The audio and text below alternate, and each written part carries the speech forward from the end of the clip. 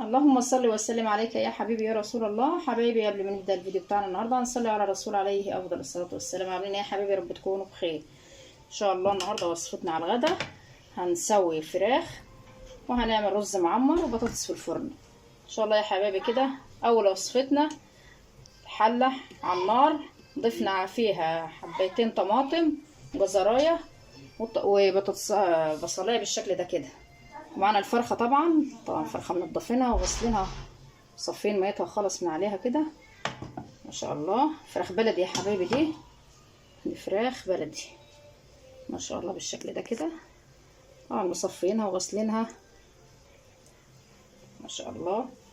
بسم الله ما شاء الله. هننزل كده، نزلنا يا حبايبي الفرخه بالشكل ده كده. ننزل بقى الحوايج بتاعتها كده. شايفين يا حبايبي الدهن اللي كان في الفرخه؟ بسم الله ما شاء الله.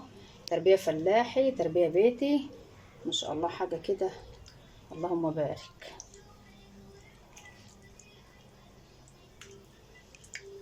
بالشكل ده كده.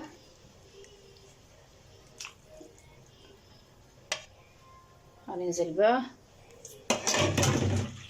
التوابل بتاعتنا، عباره عن فلفل اسمر، كمون، كزبره ناعمه، 7 بهارات، بشره جوز الطيب، ورق لورا وحبهان وملح ابيض بالشكل ده كده. هنغطيها بقى بعد كده ان شاء الله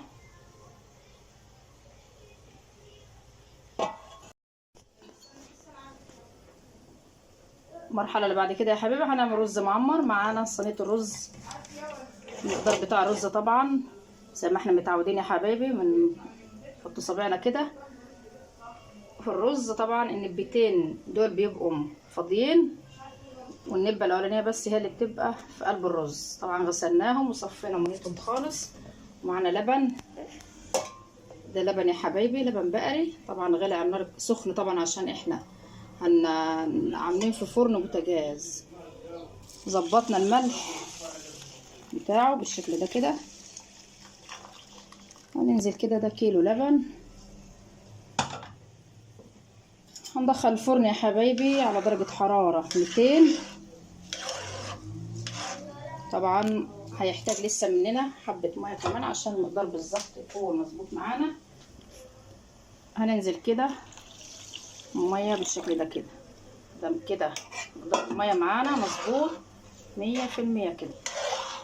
هندخل على درجة حرارة 200، مولعين طبعا فوق وتحت. مسخنين الفرن معانا.